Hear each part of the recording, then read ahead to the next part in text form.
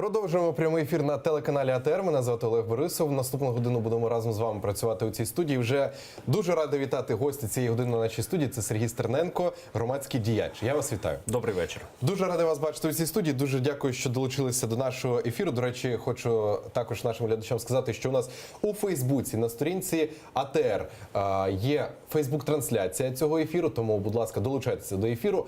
Можете ставити свої питання, залишати коментарі знову ж таки під цією трансляцією. В кінці години, в кінці цього ефіру я десь візьму, я думаю, 5 хвилин на те, щоб на ваші питання дати відповіді. Отже, Сергію, я вас ще раз вітаю дуже у нашій студії. Ну, для початку дуже багато питань хочеться з вами говорити і стосовно сутичок в Одесі, і стосовно цих перипетій, стосовно концертів, але давайте про все поетапно. Спочатку давайте про останнє, про актуальне, це судове засідання, яке відбулося. І застава у 600 тисяч гривень. Спочатку, коли я це почув, спочатку не вірилось, чому і звідки взагалі взяті ці цифри.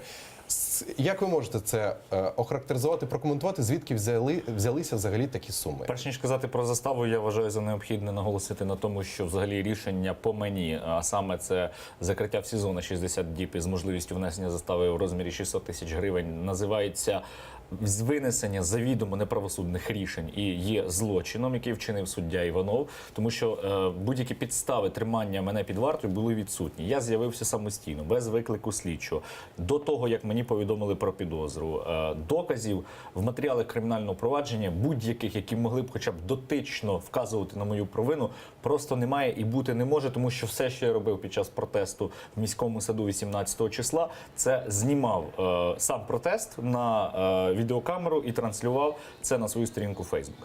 Чому така сума застави? Я думаю, що ця сума застави була обрана не просто так. Суддя вийшов за можливі законні межі, навіть призначення такої застави, для того, щоб, знаючи, що я людина невеликих статків, завідомо зробити так, щоб показати, що нібито ось ми даємо йому можливість вийти, але з іншого боку це настільки велика сума, яку я просто фізично не міг би внести. Але дякуючи людям, які почали збирати ці кошти, а менше ніж за 3 доби було зібрано більше 110 тисяч гривень, і це далеко не остаточна сума, і ще готові були люди виділити без передачі на картку особисто в руки людям, які займалися моїм визволенням. І дякуючи голові Одеської облдержадміністрації Максиму Степанову, який вніс повну суму, я сьогодні на волі.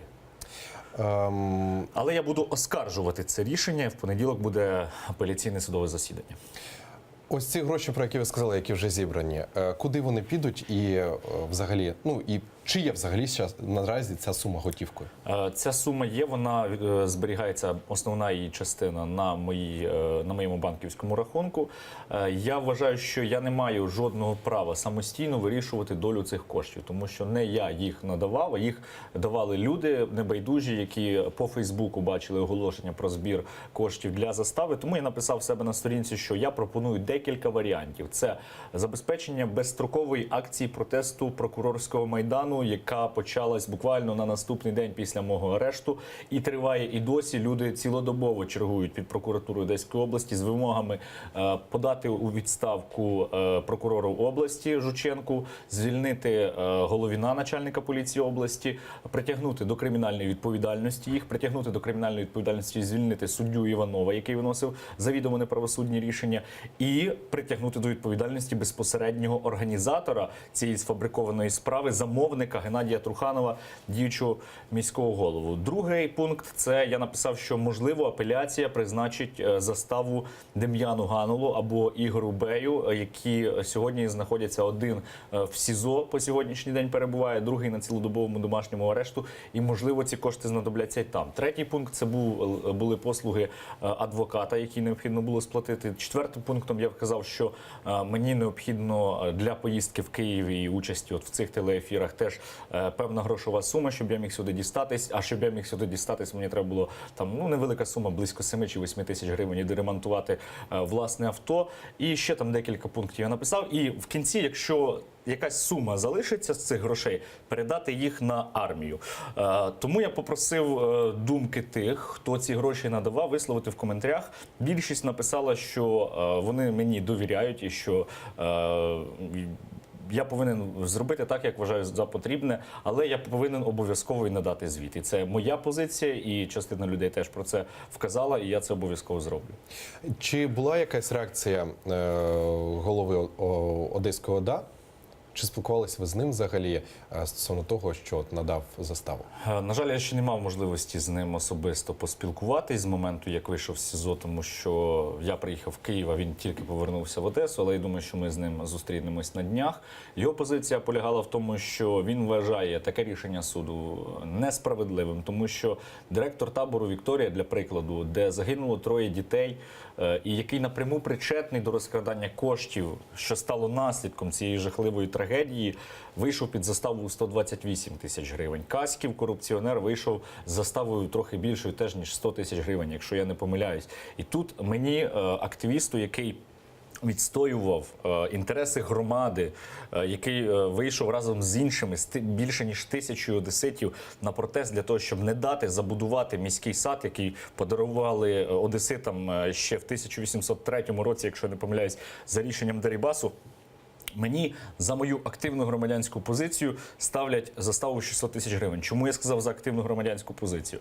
Під час судового засідання я просив і мій захисник прокурора обґрунтувати підозру і пояснити, чому я повинен бути саме під вартою. Я ж сам з'явився, я не переховуюсь. Я дав показання, хоча міг відмовитись по 63 статті Конституції. І він каже, Сергій Стерненко може незаконно впливати на свідків, але свідків в матеріалах кримінального провадження нема жодного протоколу, який б свідчили про це. Він може впливати на потерпілих. Потерпілих заявлено 28. Це всі співробітники правоохоронних органів. З них реальних там по протоколам лише 12. Я кажу, яким чином я можу впливати на свідків? Ну, і він відповідає, на потерпілих. Він відповідає, ну, Сергій Стерненко має активну громадянську позицію, і тому він може на них впливати. Тобто це, знаєте, це не обґрунтування підозри. І це насправді, я думаю, прокурор обмовився і замість того, щоб сказати якусь правову позицію, сказав так, як воно є насправді. Я переконаний в цьому. Вас хтось боїться, напевно, з Я глав думаю, Одеси? що ми комусь дуже сильно наступили на його блискучу лисину. Так, трошки натякнули. Я зрозумів. Будь ласка, ще розтлумачте, буквально от коротко, за цей конфлікт у саду. Якщо я не помиляюсь, міський сад називається. Міський сад. Міський Ця сад. частина міського саду називається Літній театр. От розкажіть про цю частину міста і взагалі з якої дати розпочався цей конфлікт і коли пішли вже перші сутички? Міський сад – це візитівна картка міста Одеси. Це вулиця Дерибасівська, самісінький центр міста. І його частина – це літній театр, який з середини 90-х років був закритий для відвідування, хоча це є територія муніципальної, це територія, якою повинні користуватись всі одесити. І рішенням Одеської міської ради останнім було прийнято рішення про те, щоб передати його в довготривалу оренду, саме от літній театр, на 49 років, що по суті своїй де-факто є відчуженням земельної ділянки і передачою її у власність, а не в оренду, тому що ми всі розуміємо, що таке термін 49 років. В подальшому міська рада дала дозвіл на вирубку там дерев, більше 100 дерев, і ДАБІ дозволило там будувати 12-поверховий торгівельний центр в самому міському саду, в центрі міста, де цього робити просто не можна. Це матиме просто катастрофічні наслідки і знищить не тільки літній театр, а й весь міський сад. Тому одесити вийшли на перший протест 14 числа, але там їх вже чекала велика кількість людей у формі, схожій на форму поліції. Чому я так говорю? Тому що ніхто з них не представився, ніхто з них не міг пояснити, чому вони перешкоджають людям у доступі до літнього театру. Тоді всі розійшлись і було прийнято рішення для залучення великої кількості людей, для того, щоб висловити активно свою позицію шляхом реалізації протесту, право на яке передбачено Конституцією, зібратися ще в суботу, 18 числа, о 12 годині дня. І коли ми прийшли туди, ми побачили, що невідомі люди буквально вкрутили в дерево в міському саду якісь відеокамери. Якийсь хлопець поліз на дерево, щоб їх зняти, не пошкодити навіть, а просто зняти, тому що це вандалізм, вкручувати в живі дерева відеокамери. І розв'язали суд. сутичка. Поліція втрутилась, почалося силове протистояння. Воно швидко закінчилось. Там мені пошкодили телефон, на мене падали співробітники поліції. В натовпі була така штовханина. І коли я підвівся на ноги, я побачив, що через калітку до входу в літнього театру вже почали заходити люди. Я відповідно зайшов теж, почав знімати, що там відбувається. Ворота, калітка і паркан за день до цього були обмазані зверху донизу солідолом, щоб ми не змогли Ніхто туди не міг туди потрапити. потрапити. А з внутрішньої сторони ворота були заварені, ще приварена була додаткова металева конструкція для того, щоб їх більше зміцнити і щоб ми не могли туди зайти. Але активісти демонтували це все. Ворота зняли з петель.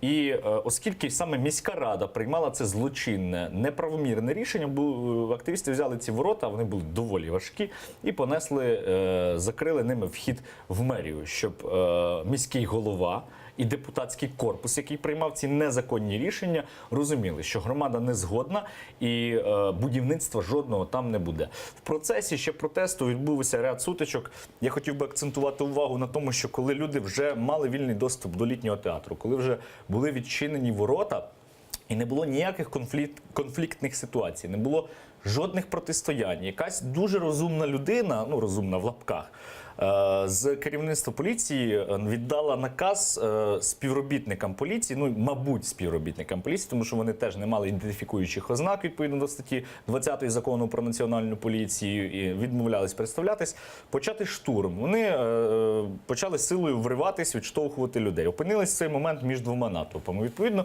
люди почали законно захищатись від дій невстановлених осіб, які безпідставно почали застосовувати до них силу. В ході протистоянь було завдано тілесних ушкоджень, я думаю, більше ніж 20 активістам. Просто поліція не враховує цю статистику.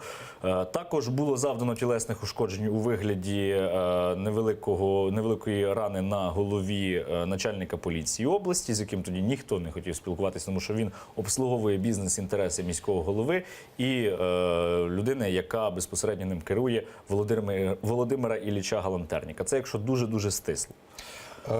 Чи є якийсь сув у цій от історії з міським садом? Чи можливо таке, що все ж таки ваші дії всі проігнорують і піде так, що почнуть там будівництво? Чи все ж таки це вже неможливо? Я думаю, що оскільки основна маса тих, хто були на протесті в суботу, 18 числа, це були люди, які раніше не долучалися до будь-якої активної громадської діяльності, а їх було більше 1000, хочу наголосити. Я думаю, що цей фактор не дасть почати там будівництво. Крім того, воріт на вході в літній театр вже нема. Вони були більше, ніж 3 метри висотою.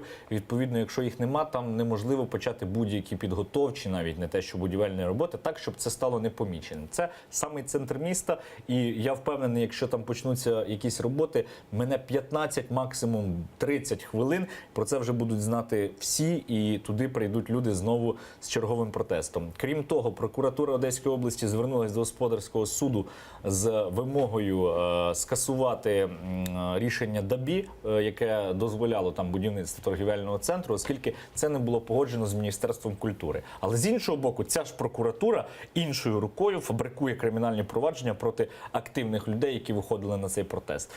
Тому мені складно сказати, чи в законодавчій сфері врегулюється ця проблема, саме от на юридичному рівні. Але однозначно одесити не допустять будівництва в міському саду.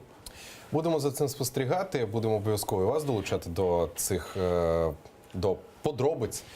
Але я хочу одразу, перед тим, як перейдемо до іншої теми, трошечки стосовно концертів, хочу сказати, нагадати нашим глядачам, що у нашому Фейсбуці, офіційна сторінка телеканалу АТР, є Фейсбук-трансляція, долучайтесь до неї, пишіть свої питання, коментарі, обов'язково будемо зачитувати усі їх в кінці цього ефіру. Так мовити, будемо максимально поєднувати глядачів і нашу студію, наших гостей. Отож, продовжимо. Хотів перейти до теми стосовно концертів, стосовно зриву концертів і так далі. От чи є у вас список тих людей, тих виконавців, чиї концерти ви вже зірвали, які плануєте? Давайте не те, що зірвали. Якщо ви мені дасте 5 хвилин, я детально про кожного з них розповім. Це 2 пришестя Лободи. Перший раз вона намагалась виступити в клубі «Ібіца», але змушена була тікати через море на катері. Другий раз вона хотіла вже виступити на стадіоні «Чорноморець», але піднялась настільки серйозна хвиля суспільного невдоволення в мережі, в новинах, що втрутився голова обладміністрації Степанов з заявою. І я думаю, що це зіграло одну з вирішальних ролей в тому, що концерт все-таки скасували. Друге – це Іван Дорн. Іван Дорн скасував свій виступ на наступний же день після першого протесту по Світлані Лободі. І я тоді заявив, що ми не дамо йому так само виступити, оскільки він своєю поведінкою і словами підтримав збройну агресію проти України, що є абсолютно недопустимим. Третій виконавець – це МОТ, який нещодавно разом співав з Ані Лорак. МОТ, якщо я не помиляюсь, відвідував територію тимчасово окуповану півострову Крим і порушив правила перетину державного кордону. Відповідно, це є дуже серйозною підставою його взагалі не пустити в Україну. Я вже не кажу про здійснення будь-яких гастрольних заходів. Далі Каспійський груз, один з виконавців цього гурту, теж відвідував Крим так само, як і МОТ, і вдалося добитись скасування концерту без протестних акцій, а теж виключно інформаційною роботою, як і в попередньому випадку. І в наступному випадку так само це був діджей Смеш, який теж виступав в Криму і активно підтримував війну проти України. Я його, коли писав про його ситуацію, я сказав, що він великий друг Путіна. Коли скасувався концерт, він дав інтерв'ю «Комсомольській правді», де сказав, що і там якийсь активіст мене назвав великим другом Путіна. І він каже, я не друг Владимира Владимировича, але я мав би за честь ним бути. Тому, я думаю, будь-які питання по його концертній діяльності в Україні вже закриті. Наступний – це був Баста. Баста виступив в Києві 17-го, якщо я не помиляюсь, або червня, або липня, по-моєму, липня. І збирався їхати в Одесу. Але знову ж таки, у зв'язку з тим, що ми проводили системну інформаційну роботу, а Баста тричі незаконно відвідував Крим. Один раз він там грав навіть роль російського військового. Він побоявся їхати в Одесу і теж концерт скасували. Наступна це була Нона Грішаєва, яка теж відвідувала півострів Крим, порушуючи правила державного кордону. І теж завдяки інформаційній роботі вдалося скасувати її виступ. Наступними були це квартет, який складався з 4 людей з постановкою «Заложи жену в ломбард». Там було 2 громадянина України, які після початку війни активно їздять в Російську Федерацію, беруть участь в їхніх ток-шоу і своєю поведінкою транслюють міф про те, що Україна, Росія – це один народ. І 2 громадян Російської Федерації, один з яких теж відвідував анексований Крим, порушивши правила перетину кордону, а другий називав Майдан раковою опухолью, нас називав українців взагалі нацистами і бажав Україну розділити на 3 частини. Тому цей виступ теж скасувався, теж завдяки інформаційному резонансу. Наступним був протест по Ірині Білик. На жаль, ми не добились скасування концерту. Під час протестної акції співробітники поліції затягнули мене в свій натовп і наносили мені удари ногами в область голови, зламали мені ніс. Я тиждень змушений був лежати в лікарні після операції. Але це підняло теж інформаційний резонанс, тому я вважаю, що це все одно зіграло нам в плюс. Ірина Білик виступала в анексованому Криму, виступала двічі в Кремлі. От останнє, це декілька тижнів тому, вона отримала нагороду «Золотий грамофон» прямо в Кремлівському палаці. В той час, коли наші військові гинуть на Сході від рук російської зброї. Далі це Ах Астахова та Ігор Ман. На жаль, не вдалося теж скасувати їхні виступи. Ігор Ман, він там тренінги проводить по бізнесу, Ах Астахова читає вірші. Але оскільки вони обидва відвідували територію окупованого Криму, ми дуже так плотно спілкувалися з Державною прикордонною службою, і вона їм на виїзді, на жаль, тільки на виїзді, хоча і попередньо вони знали про це, заборонили в'їзд до України на 3 роки, тому я це теж записав як одне із досягнень. І ще Олексій Кортнєв, який зробив вигляд, що він сильно захворів після того, як ми почали робити інформаційну роботу, оскільки він підтримав анексію Криму і теж засвітився на участі в російській пропаганді. Його концерт теж було скасовано. Еншпіль та Міягі з тих самих причин практично теж не змогли виступити в Одесі. І, якщо говорити не про виконавців, але теж про питання Криму, був такий в Федерації арбітрів України Жабченко, який, проживаючи в Криму, прийняв російське громадянство. підтримує збройну агресію проти України, він повинен був в Одесі судити матч Суперкубку між Шахтаром та Динамо. І буквально в той же день вдалося через свої важелі змусити його написати заяву, відмовитись від суддівства, тому що це могло мати дуже негативні наслідки. І останній – це от Райкін. Угу. Про Райкіна окремо ще поговоримо трошки пізніше. Але от зараз, поки ви це казали, наштовхнувся у Фейсбуці на пост одного з користувачів про Басту. Він написав, цитую: «Я понимал, конечно, что концерт отменят, скорее всего, но надежда была. Очень хотелось спеть Сансара, потанцевать под Урбан и прокачаться под моя игра». Особисто знаю цю людину, не буду називати її ім'я. Дуже хороший патріот України, але от суспільство поділилося на дві такі частини, да, якщо можна так сказати. Тобто ті, хто і розуміють, що так, це людина росіянин, так, він підтримує ту чи іншу, кидав ті чи інші заяви, але з іншого боку, ну от вчора їм подобався цей виконавець, а вже сьогодні, після ось таких оприлюднених фактів, вже не подобається, вже, ну, не те, що не подобається, а вже не можна ходити на його концерти, бо йому там заборонили в'їзд у нашу країну. Що робити цим людям, я хочу до вас речі, спитати? заборонили в'їзд зі скандалом. Він же виступив влітку цього року, після 3 відвідин Йому Криму. заборонили, вже ця увага стала прикута, коли Андрій Хливнюк, лідер бумбоксу, він сказав це публічно. Увага була і до цього. Віце-прем'єр Кириленко і ряд народних депутатів подавали звернення на Службу безпеки України ще до літа і вимагали заборонити йому в'їзд, і були всі підстави це зробити, але Служба безпеки України цього не зробила. Він взимку минулого року, здається, у грудні місяці або у кінці листопаду він виступав, але до цього він так само вже відвідував Крим, і це не було взагалі секретом. Він у своєму інстаграм, особисто Василь Вакуленко, лідер цього гурту, він про це писав, казав, от Ялта і так далі. Він був. Я думаю, що тут відіграє роль корупційна До складова. чого я веду? До того, що чому от зі сторони Служби безпеки України ми спостерігаємо таку вибірковість. Тобто є очевидні факти популярних виконавців, які виступають у Криму, але вони, от зокрема, якщо про Басту говорити, да, він не відрізнявся такими закликами прямими, що друг Путіна і так далі. Да, він виступав у Криму. Але от чому така вибірковість спостерігається з боку Служби безпеки України? Я думаю, що тут грає роль корупційна складова, але це якщо казати про період от того, що було за останній рік. А якщо звернути увагу на те, що відбувається протягом останнього місяця, мені здається, що, на жаль, українська влада підтримує програму Російської Федерації по імплементації приїзду російських діячів культури і проросійських українців, їх виступів в Україні. Це підтверджується фактами. От останній виступ Ані Лорак, до якої чомусь питань немає, яку не позбавлено звання народної артистки. Софія Ротару, яка з рук Захарової бере нагороду в Кремлі, теж не позбавлена звання народної артистки. Разом з кумою Путіна Ані Лорак буде вести сьогодні передачу на Інтері. Про це хотів окремо спитати. І, знаєте, якщо не реагує на це жодним чином українська влада, то варіанта 2.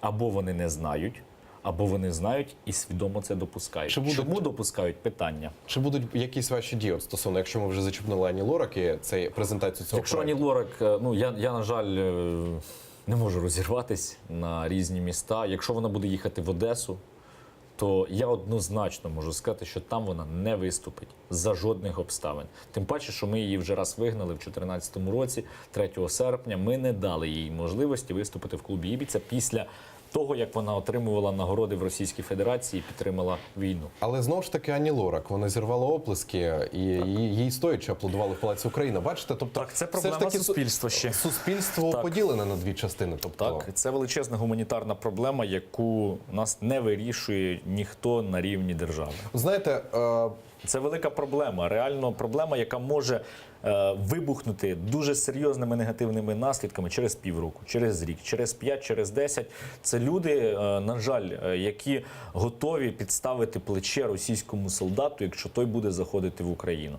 І я не бачу жодної програми українського уряду, яка б була спрямована на те, щоб змінити думку цих людей, на те, щоб якось вплинути на ситуацію. А якщо неможливо цього зробити, то на законодавчому рівні, наприклад, тієї ж Литви, де є інститут громадянства і негромадянства, їх якось обмежити. Тому що ці ж люди обирають потім ОП-блок, ці ж люди голосують за гречку, і ці ж люди, коли їх запитуєш, кажуть, а яка різниця, чий Крим? І мені дуже боляче це чути, тому що я, як громадянин України, розумію, що я несу свою персональну відповідальність за те, що відбувається в моїй країні. Не тільки президент, уряд, Верховна Рада, органи місцевого самоуправління, а і я, як людина, у якої є паспорт громадянина України, теж відповідаю за те, що відбувається в моїй державі.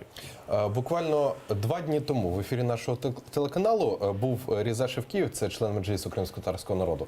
І він, це продовжуючи, закінчуючи цю тему, він сказав, що гуляючи по Києву, він вбачає таке, що тут суспільство взагалі не виховане патріотично. В якому плані? В тому плані, що, як ви кажете, в той час, поки на сході країни йде війна, в той час, коли окупант анексовує Крим, тут люди цього не відчувають і продовжують жити буденним життям, навіть не думаючи за цим. І він сказав, що люди наче дивляться як кіно. Це тотальний патерналізм, знаєте, це коли люди не прив'язують себе до держави. Те, про що я щойно казав, буквально декілька секунд тому, люди не асоціюють себе «я» і «Україна». Вони думають, що Україна – це щось ось десь там окремо, державні інституції, а «я» окремо, але це не так. І це призводить до жахливих наслідків. Ми вже бачили це на прикладі Донбасу. Ми бачили це на прикладі Одеси, де це призвело до подій 2 травня. І, на жаль, це ні до чого хорошого не призведе. Поки люди не почнуть самі усвідомлювати свою відповідальність за стан речей у себе в країні. Тому що країна – це що? Це наш великий спільний дім. І ми повинні в ньому наводити лад. Ми повинні в ньому розбиратись з проблемами, які існують. А якщо, вибачте, смітити в себе в будинку або не вирішувати проблеми, які в ньому виникають, то цей будинок або розвалиться, або стане таким, що буде непридатним до проживання. І дуже погано, що багато людей цього не розуміють. Але є активна меншість, і я сподіваюся, що вона вплине в цілому на ситуацію і може через 5 років, може через 3, може через 10, але змінить цю країну. Змусить Україну стати державою світового рівня, і в нас є для цього всі можливості, всі задатки і всі перспективи. І хочу перейти ще до однієї теми. Це зірваний концерт Райкіна в Одесі, Так. тому що у Києві і Харкові він виступив без перешкод. В Дніпрі міська влада не дозволила. Так, давайте для початку подивимось, нагадаємо нашим глядачам, як це було, без коментарів. Подивимось, як це все відбувалося. Тільки що поліція напала на протестувальників і захищає зараз кримнашиста Райкіна. Геть з України! Геть з України! Крим Україна! Крим Україна! Крим Україна! Крим Україна! Крим Україна! Крим Україна! Крим Україна! Ганьба вам! Геть з України! Оккупант!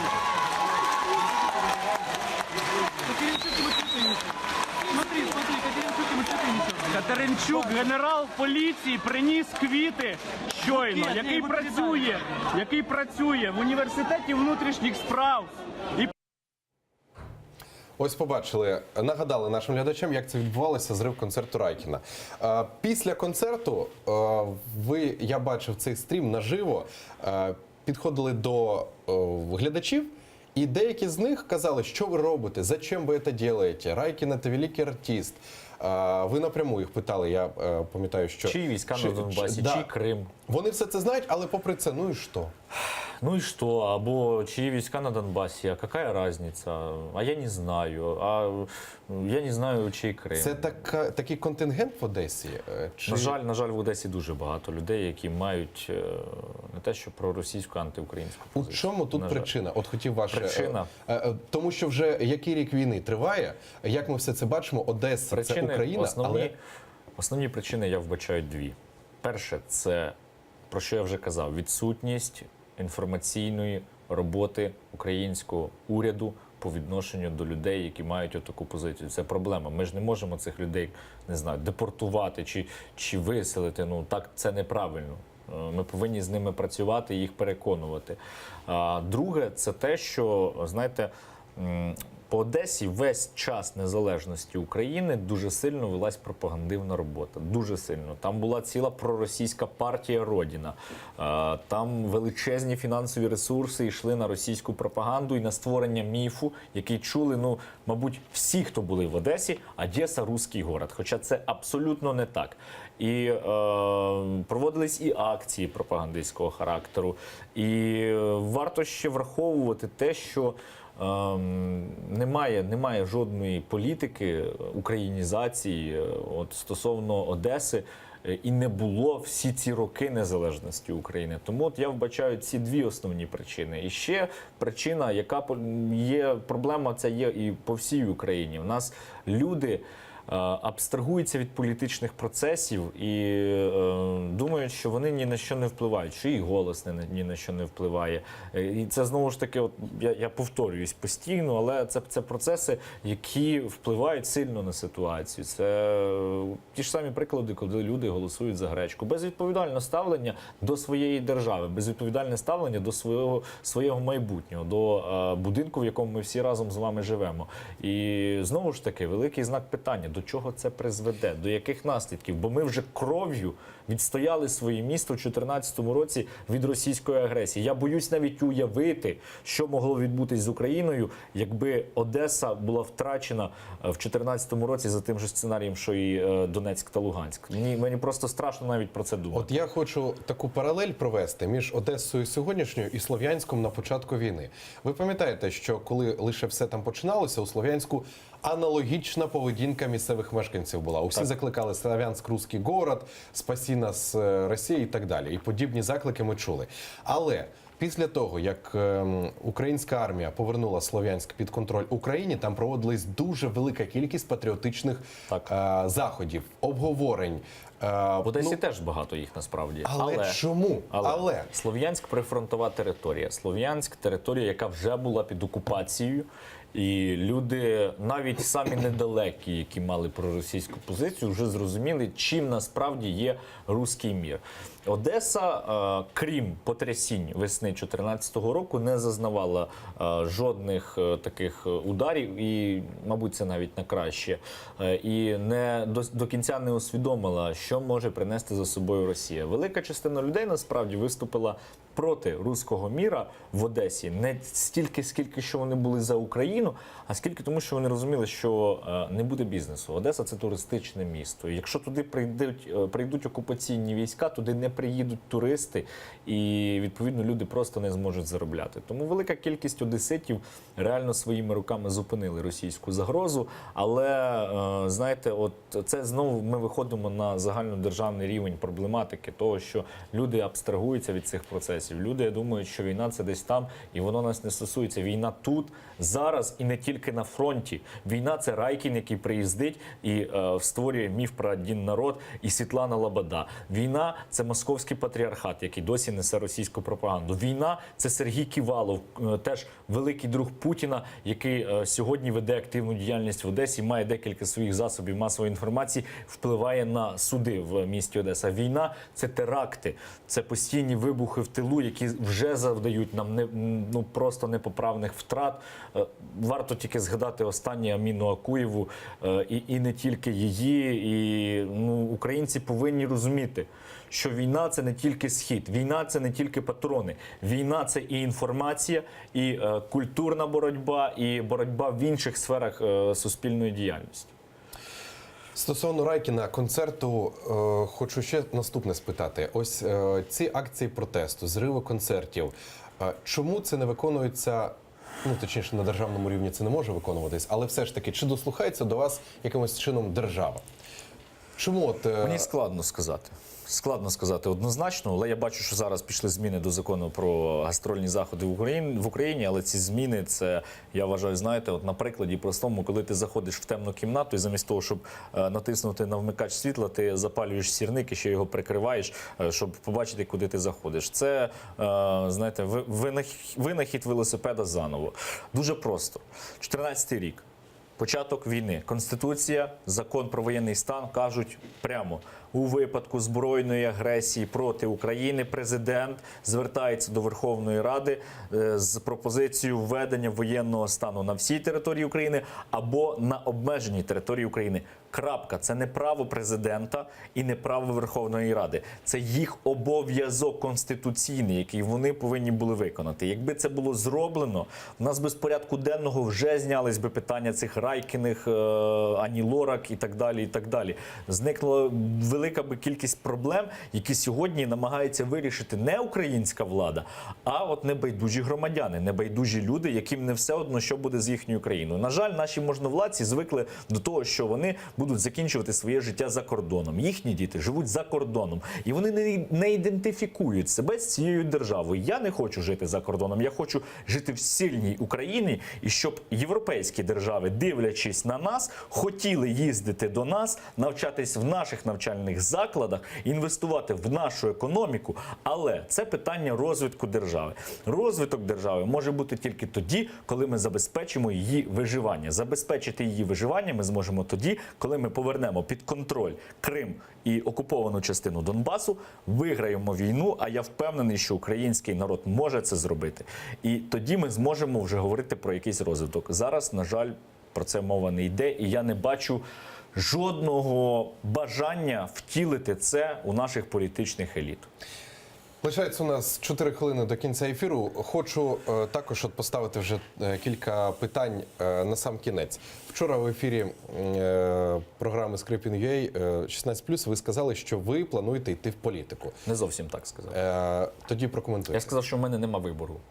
В мене його реально немає. Ну як, він взагалі є, але це риторичний такий вибір. Насправді, мене ж не просто так закрили.